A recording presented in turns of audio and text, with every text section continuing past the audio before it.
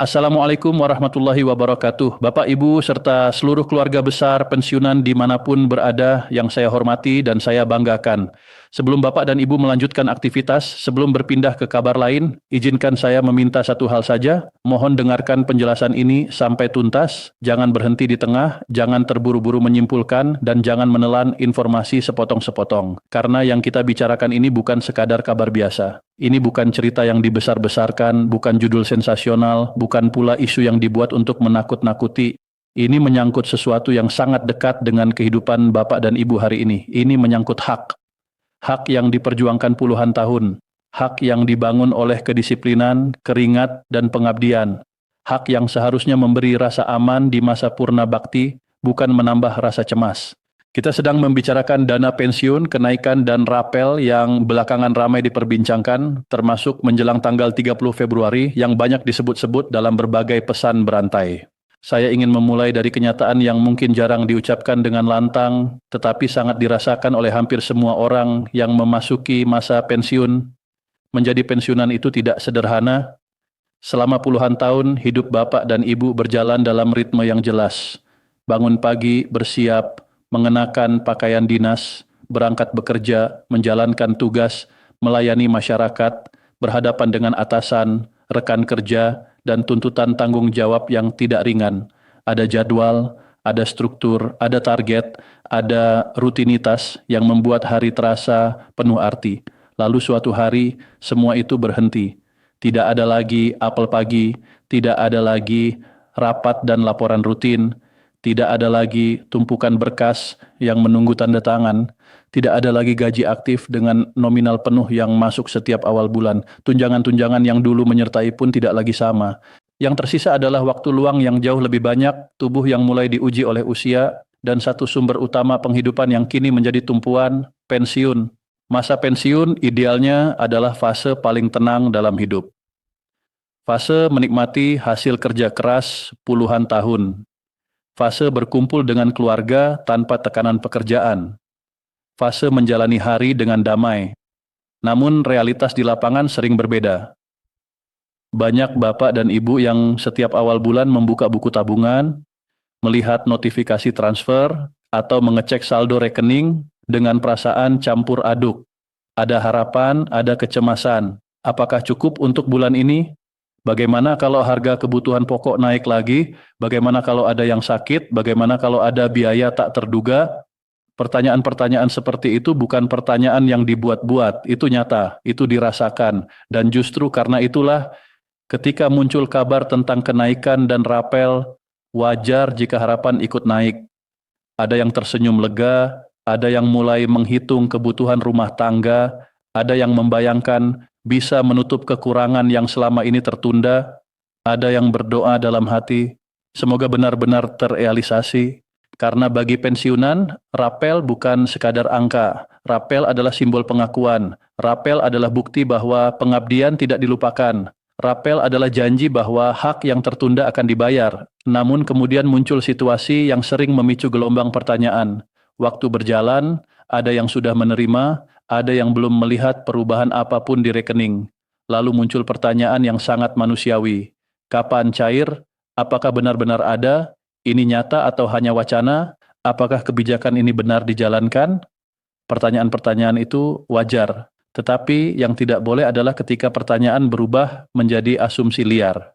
Ketika orang mulai menyimpulkan sendiri bahwa kebijakan dibatalkan hanya karena belum masuk pada tanggal tertentu, ketika pesan berantai mulai menyulut kecemasan, ketika judul-judul provokatif membuat bapak dan ibu kehilangan ketenangan, saya ingin menegaskan satu hal dengan kalimat yang jelas. Kebijakan kenaikan dan pembayaran rapel pensiun bukan isu kosong. Ini bukan kabar tanpa dasar. Ini bukan cerita yang dibuat-buat. Kebijakan semacam ini ketika sudah diumumkan secara resmi dan masuk dalam mekanisme anggaran negara tidak berjalan tanpa aturan. Penyalurannya juga dilakukan melalui lembaga resmi yang ditunjuk negara seperti PT Taspen bagi pensiunan ASN dan PT Asabri bagi purnawirawan TNI Polri sesuai ketentuan yang berlaku. Jadi secara prinsip arah kebijakan itu ada, hak itu ada, mekanismenya ada. Yang sering menjadi sumber kebingungan bukan pada ada atau tidak ada, melainkan pada mengapa tidak serentak, dan mengapa saya belum menerima. Disinilah kita perlu memahami cara kerja sistem. Pencairan dana yang menyangkut jutaan penerima manfaat tidak mungkin terjadi dalam 1 detik yang sama. Bapak dan Ibu tentu paham, negara bekerja melalui prosedur, melalui tahap teknis, melalui verifikasi berlapis. Salah satu tahap paling penting adalah verifikasi dan validasi data. Ini bukan formalitas, ini perlindungan. Negara wajib memastikan dana masuk ke rekening yang sah, ke penerima yang berhak, dengan data identitas yang sesuai, dengan rekening yang aktif, dan tanpa kesalahan transfer. Kesalahan sekecil apapun bisa berakibat besar. Dana bisa masuk ke rekening yang salah, bisa tertahan karena rekening pasif, bisa memunculkan masalah hukum, bisa membuka celah penyalahgunaan. Maka prosesnya tidak boleh tergesa-gesa. Saya paham sebagian Bapak dan Ibu mungkin bertanya, kenapa harus lama? Kenapa tidak langsung saja? Coba bayangkan jika dana ditransfer tanpa pengecekan menyeluruh, lalu terjadi kesalahan data. Mengurus perbaikan setelah uang salah kirim biasanya jauh lebih rumit dan memakan waktu lebih lama. Maka lebih baik hati-hati sejak awal. Rapel ini penting untuk dipahami sebagai hak, bukan bantuan sosial, bukan sedekah, bukan hadiah. Rapel adalah selisih dari hak yang seharusnya sudah diterima sejak kebijakan berlaku. Karena sifatnya hak, maka pada prinsipnya tidak boleh ada pungutan liar, tidak boleh ada biaya untuk mempercepat, tidak boleh ada pihak yang meminta komisi agar dana cair. Dana rapel yang sah akan masuk otomatis ke rekening yang sudah terdaftar dalam sistem mengikuti mekanisme yang berlaku. Bapak dan Ibu tidak perlu mendaftar ulang hanya karena menerima rapel. Bapak dan Ibu juga tidak perlu membayar apapun. Jika ada pihak yang mengaku bisa mempercepat rapel dengan syarat transfer biaya administrasi, itu harus dicurigai keras. Itu pintu masuk penipuan. Saya ingin berhenti sejenak di bagian ini karena ini sangat penting. Dalam setiap momen pencairan dana besar, selalu ada oknum yang mencoba mengambil keuntungan. Modusnya macam-macam. Ada yang menelepon mengaku petugas, ada yang mengirim pesan memakai logo seolah-olah resmi. Ada yang menyebut nama lengkap Bapak dan Ibu agar terdengar meyakinkan. Ada yang meminta PIN ATM, ada yang meminta kode OTP, ada yang meminta Bapak dan Ibu mengklik tautan tertentu. Ada yang mengancam, kalau tidak segera konfirmasi, dana diblokir. Ingat baik-baik. Lembaga resmi tidak pernah meminta PIN ATM, tidak pernah meminta kode OTP, dan tidak pernah meminta transfer biaya agar dana cair. Jika ada yang meminta, itu penipuan. Jangan panik, jangan terburu-buru, jangan memberikan data pribadi melalui telepon atau pesan singkat. Kalau ragu, hentikan komunikasi. Datang langsung ke kantor cabang resmi atau kanal resmi yang dapat dipertanggungjawabkan. Pastikan identitas petugas jelas. Mencegah jauh lebih baik daripada menyesal setelah uang hilang. Sekarang kita masuk ke pertanyaan yang sering memicu perbandingan antar sesama pensiunan. Mengapa nominal rapel saya berbeda dengan teman saya padahal pensiun di tahun yang sama? Jawabannya ada pada variabel perhitungan. Besaran rapel biasanya dihitung berdasarkan gaji pokok terakhir, pangkat terakhir, golongan ruang, masa kerja, dan tunjangan keluarga yang menjadi tanggungan sesuai ketentuan yang berlaku. Setiap orang punya riwayat kepangkatan dan masa kerja yang berbeda. Ada yang masa kerjanya lebih panjang, ada yang golongannya lebih tinggi, ada yang status tanggungannya berbeda, maka hasil perhitungannya juga berbeda. Ini bukan soal pilih kasih, bukan soal kedekatan, bukan soal siapa yang lebih dulu diperhatikan. Ini murni perhitungan berdasarkan data. Memahami ini penting agar tidak muncul prasangka atau rasa tidak adil yang sebenarnya tidak berdasar. Sekarang mari kita uraikan alur pencairan rapel itu secara runtut, supaya Bapak dan Ibu tidak mudah dipengaruhi potongan informasi yang tidak utuh. Ketika kebijakan kenaikan dan pembayaran rapel ditetapkan secara resmi, langkah awal yang dilakukan adalah penyesuaian data di sistem pusat. Data ini mencakup seluruh penerima pensiun yang terdampak kebijakan tersebut. Bukan ratusan, bukan ribuan, tetapi jutaan orang di seluruh Indonesia. Sistem akan menghitung ulang besaran hak berdasarkan variabel tiap individu. Setelah perhitungan, hasilnya tidak langsung dilempar ke bank begitu saja. Ada tahap verifikasi internal. Data dicocokkan kembali dengan basis data kependudukan, data rekening, dan catatan administratif lain. Disinilah sering terjadi kendala teknis yang menyebabkan sebagian orang lebih lambat menerima.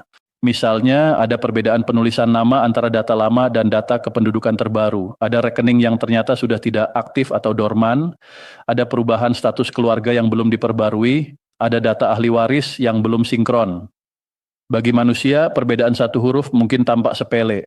Tetapi bagi sistem komputer, perbedaan satu huruf bisa dianggap ketidaksesuaian yang cukup untuk menahan proses otomatis.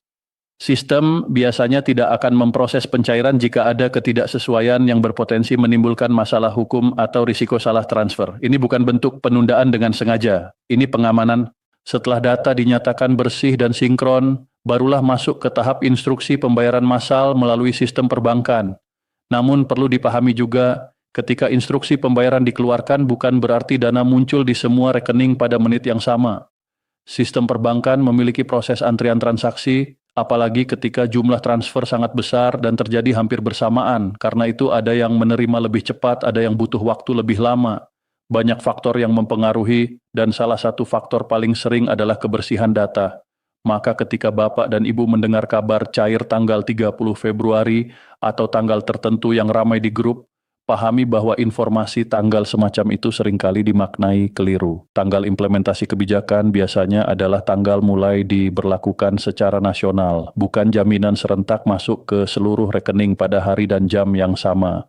Lalu apa yang sebaiknya dilakukan jika dana belum masuk setelah tanggal yang ramai diperbincangkan? Langkah pertama, jangan panik. Panik membuat pikiran tidak jernih. Panik membuat kita mudah percaya pada informasi yang belum tentu benar. Panik juga membuat kita rentan ditipu. Langkah kedua, periksa ulang hal-hal yang berada dalam kendali Bapak dan Ibu. Pastikan rekening yang terdaftar masih aktif. Bila rekening jarang digunakan, ada baiknya memastikan statusnya di bank. Pastikan identitas sesuai. Jika pernah mengganti KTP, mengganti rekening, atau ada perubahan status keluarga, pastikan pembaruan data sudah dilaporkan lewat jalur resmi.